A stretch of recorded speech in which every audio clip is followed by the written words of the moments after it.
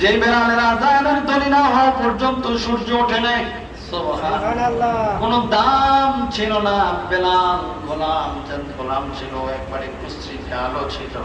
যখন স্বর্ণমাখা কালেমা গলার ভিতরে লাগাইছে, লা ইলাহা ইল্লাল্লাহু মুহাম্মাদুর রাসূলুল্লাহ।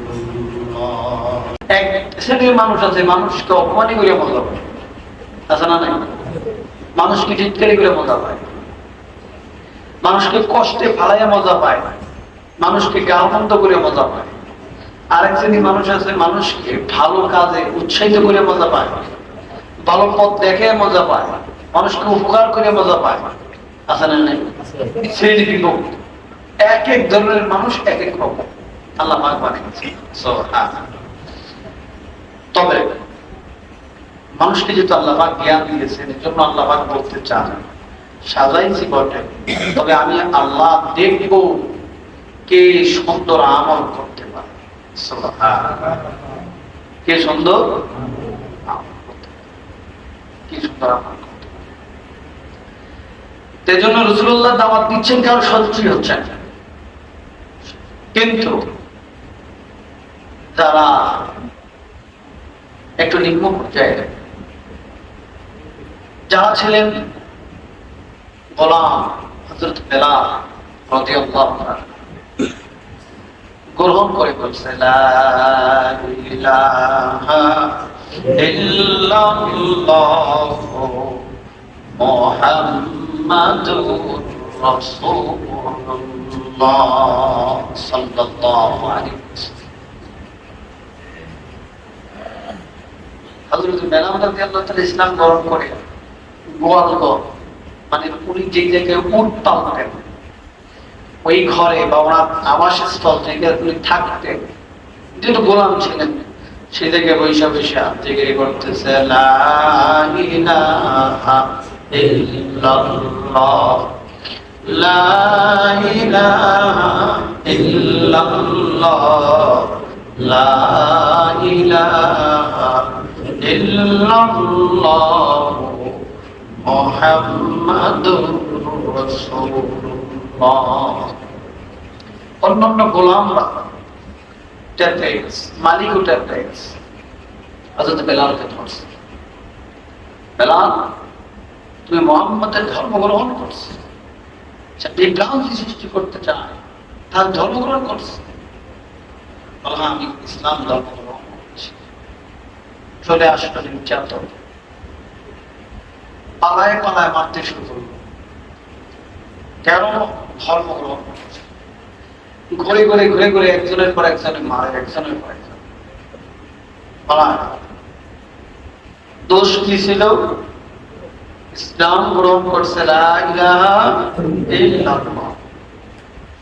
মারতে মারতে হযরত বেলাল রাদিয়াল্লাহু তাআলাকে মৃত্যুর শয্যায় ফেলে দিয়েছে। কিতাবের ভিতরে আসছে, গলার ভিতরে রশি লাগাই না, উঠে বা ঘোড়ার পিছে বাঁধিয়া মক্কার অলিতে গলিতে ঘোড়া মারত, মক্কার অলিতে গলিতে কি করত? ঘোড়া। দোষ কি? ঈমান আছে। ঘোড়ার পায়ের সাথে বাইধিয়া এরপরে হেসরাইত মাটির সাথে, বালু তো আর বালুতে হেসরাইত, ছোট ছোট কণা পাথর থাকতো, এই মাথার সাথে লেগে গায়ের সাথে লেগে সমস্ত শরীর থাত্রা হয়ে যেত। এই ক্ষত বিক্ষত শরীর, উত্তপ্ত রৌদ্র, এই বালুর মধ্যে শোয়া, এরপরে মুখের উপরে পাথর চাপা দিয়ে রাখে। হযরত বেলালের মুখে কোন শব্দ বের হচ্ছে না, কিন্তু মৃত্যুর শয্যায় তখন বলতেছে, আহা আহা আমার আল্লাহ, সুবহানাল্লাহ। হযরত আবু বকর রাদিয়াল্লাহু তাআলা পথ দিয়ে যাইতেছিল, তখন আবু বকর রাদিয়াল্লাহু তাআলা বলছিল, এত গোলাম মানুষ ইসলাম গ্রহণ করছে, আর তো কোনো অপরাধ করে না, সে তোমরা মুক্তি দিয়ে দিতে পারো, তো মারাই গেছে এক কথায়। বলে লাশ যদি তোমার নিতে চাই তাহলে তুমি আমাদের কাছ থেকে কিনে নিতে পারো। হযরতে আবু বকর রাদিয়াল্লাহু তাআলা তাকে মৃত্যু সজ্জায় কিনে এরপরে তাকে সেবা শুশ্রূষা দিয়ে সুস্থ করা হওয়ার পরে তাকে গোলাম থেকে মুক্তি দিয়ে দিলেন, আজাদ দিয়ে দিলেন। সুবহানাল্লাহ। যুগ দিয়ে মুক্তি মেলে নাই, মুক্তি মিলেছে কোরআনের বাণী। সুবহানাল্লাহ। বদরের প্রান্তে হযরতে বেলাল রাদিয়াল্লাহু তাআলা ওই উমাইয়ার কলিজার ভিতরে আঘাত মেরে উমাইয়াকে দুনিয়া থেকে তাড়িয়ে দিয়েছিল। সুবহানাল্লাহ। আর হযরতে বেলাল ইসলাম ধর্ম গ্রহণ করার কারণে এত বেশি ফজিলত হয়েছিল, আল্লাহর নবী রাসূল সাল্লাল্লাহু আলাইহি ওয়াসাল্লাম মেরাজের রাত্রে হযরতে বেলালের জুতার দৈর্ঘ্যের আগে আগে পাইতেছিলেন। সুবহানাল্লাহ।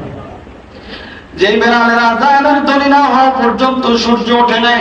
সুবহানাল্লাহ। কোনো দাম ছিল না, বেলাল গোলাম ছিল, একবারে কুশ্রী কালো ছিল।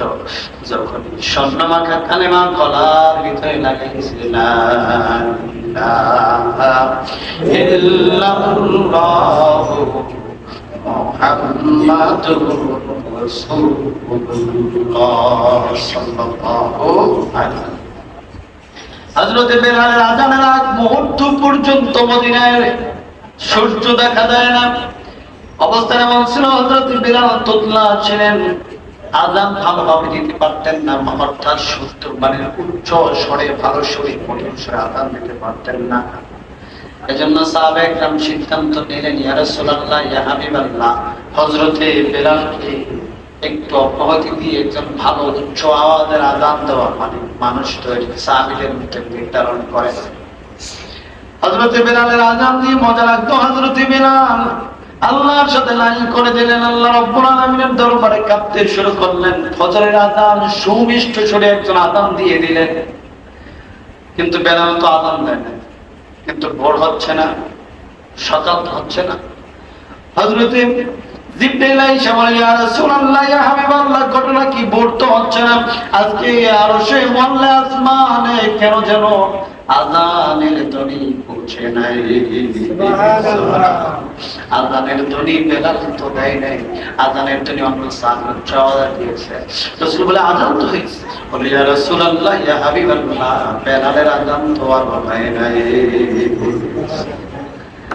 গোলাম ছিলেন, ইসলাম এমন সুন্দর মুক্তির ব্যবস্থা করে দিয়েছেন, যাকে আল্লাহর নবী মেরাজের রাত্রে যে দেখতেছেন বেলালের পায়ের আওয়াজ শোনা যাচ্ছে জান্নাতের ভিতরে হযরত রাসূলুল্লাহর আগে। সুবহানাল্লাহ। আর বেলালের আযানের ধ্বনি না হওয়া পর্যন্ত সূর্য উঠতেছে না। বেলালের আযানের ধ্বনি শুনে সকল মুসলমানের মুক্তিতে উঠে যায়। সুবহানাল্লাহ। কিন্তু পক্ষান্তরে ওই যে মালিক গোলাম কে মাত্র, সেই মালিকের অবস্থান কি হলো? যুক্তিতে মুক্তি মেনে নেয়।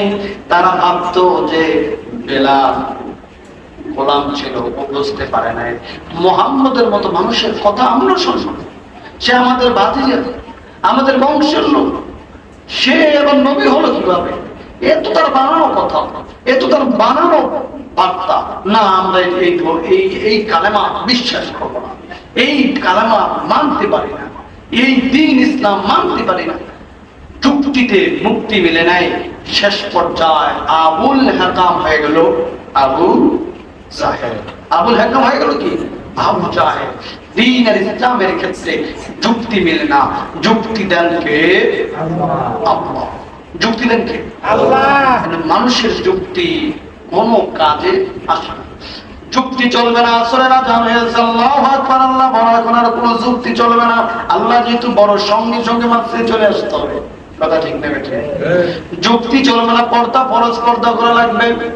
যুক্তি চলবে না। সুদ হারাম, সুদ ছাড়া লাগবে। যুক্তি চলবে না। ঘুষ হারাম, ঘুষ ছাড়া লাগবে। কথা ঠিক না?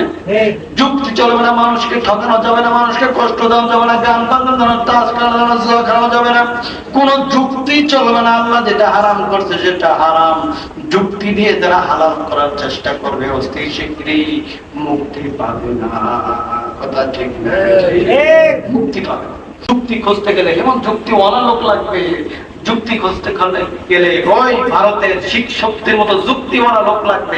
যুক্তি খুঁজতে খুঁজতে শেষ পর্যন্ত বললেন লা ইলাহা ইল্লাল্লাহ। এরকম যুক্তিওয়ালা লোক লাগবে যুক্তি খুঁজতে গেলে।